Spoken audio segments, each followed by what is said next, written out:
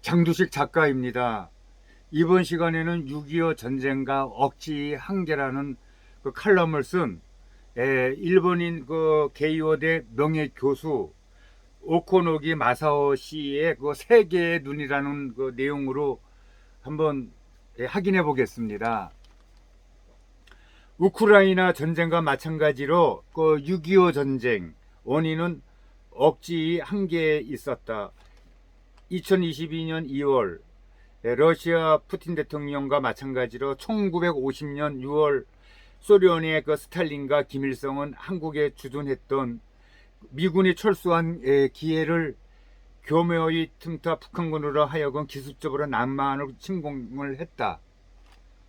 1949년 1월 미국 국무부 국동 담당 관계자들이 강력하게 주장했듯 만약 마지막까지 남아있던 미군 일개 전투 연대를 그대로 유지했다면 북한군 남침은 이루어지지 않았을 것이다.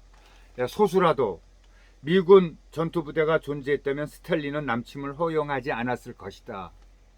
우크라이나도 마찬가지였다. 소련군의 침공을 예상할 수는 있었으나 상징적으로 소수의 미군 부대를 우크라이나에 파견했었다면 아마 침공은 막을 수 있었을 것이다. 그러나 조 바이든 미국 대통령은 러시아의 침공을 경고만 했을 뿐 행동을 하지는 않았다.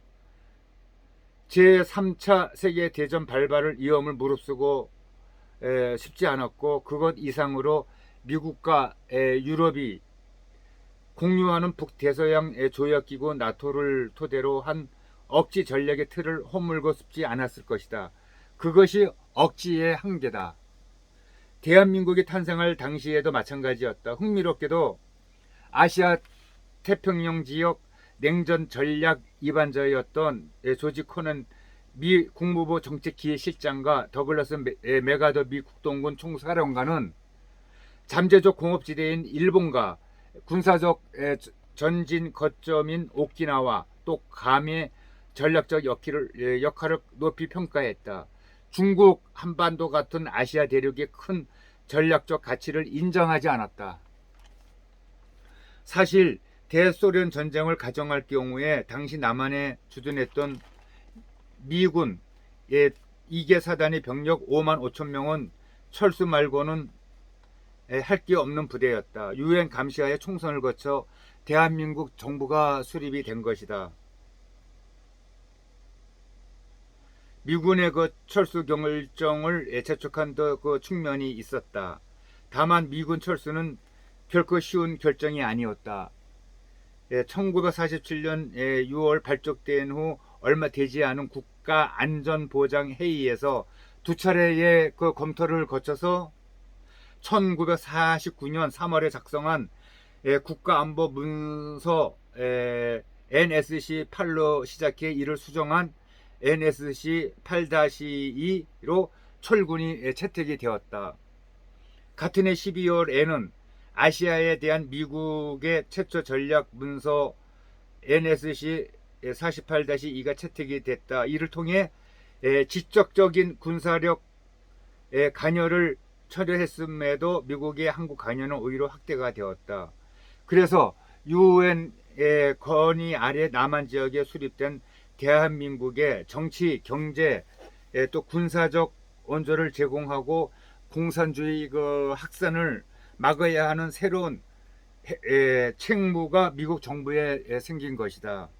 1950년 1월 딘 에치슨 미국 국무장관이 그 유명한 내셔널 프레스 클럽 연설은 그 2주 정도 전에 채택한 그 NSC 48-2 내용을 평이하게 해설한 것이었다. 에치스는 알류산 열도, 그러니까 미국 알래스카의 최서단 쪽이죠. 와 그 일본 오키나와 필리핀 열도를 연결하는 지역을 물러서지 않는 그 방위선으로 규정하고 미국이 방어에 직접적으로 관여하고 있음을 선언을 했지만 그 일명 에치스 라인은 태평양 다른 지역의 군사적 안전에 관한 한 누구도 이를 보장할 수 없다고 밝혔다. 당시 미국 지도자들은 아시아 태평양 지역에서의 공산주의 위협을 소련군에 의한 군사적 공격과 국지적 전복 및 침투로 명확히 구분을 했다. 그 후자 전복 및 침투인 그 군사적 수단에 의해서는 저지될 수는 없다고 또 생각을 했다. 그러나 교활한 전략적 현실주의자였던 그 스탈린에게는 미군이 그곳에 존재하지 않는다는 것이 또 중요했다. 그래서 2014년 크림반도 병합과 마찬가지로 그 현지 세력을 이용해 한반도 남쪽 절반을 병합할 수 있다고 생각했었을 것이다. 그러나 한국으로서는 다행스럽게도 이때 미국은 억지의 한계를 돌파했다. 해리 트루먼 미국 대통령은 오히려 제3차 세계대전을 방지하기 위해서 한반도에서 공산주의 진영의 도전을 막아야 한다고 생각을 했던 것이다. 반면 에치슨에게는 스탈린이 유엔 건의에 노골적으로 도전한 것이 중대했고 이란도 그리스도 아닌 한반도를 택한 것이 의외였다. 그 미군이 점령한 일본에 인접해 있다는 그 의미에서 한반도는 곧바로 미군을 파견할 수 있는 몇 안 되는 곳이었기 때문이다. 다만 트루먼 대통령은 중공군이 개입하리라고는 생각하지가 않았다. 근데 3년에 걸친 그 대전쟁 끝에 한국은 한미 상호 방위 조약을 얻었다. 지난주 리투아니아 빌뉴스에서 열린 나토 정상 회의에서 우크라이나의 나토 가입은 전쟁이 끝난 이후로 또 미루어졌다.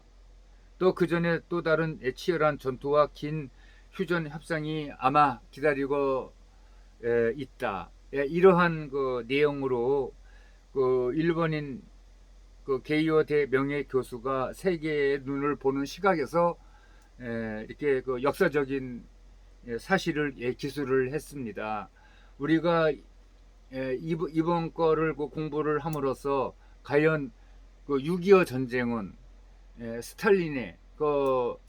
스탈린과 중국의 그 모택동의 그 무모한 도발과 함께 북한의 그 김일성이 그 착오였던 큰 사건으로서 우리 그 동족 간의 전쟁으로 수많은 우리 한국의 민족뿐만 아니라 그 우리 남한 그 도로 온 유엔군 그 수십만 명이 사망하거나 부상을 입힌 큰 전투를 치르지 않을 수 없었습니다. 이걸 계기로 지금 우크라이나 전쟁도 남의 일이 아닌 것 같습니다. 우리나라도 남한도 지금 이 국력을 최대한으로 이렇게 좀 증강을 해야 될 필요가 있는데 지금 정치권이 너무나 마음에 안 듭니다.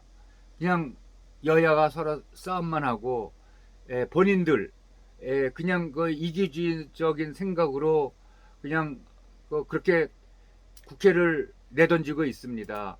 내년 총선에는 올바른 정말 국회의원들을 뽑아야 될 것 같습니다. 그래서 저는 국회의원들을 보고 국회의원이 아니라 국회의원이라고 하고 싶습니다.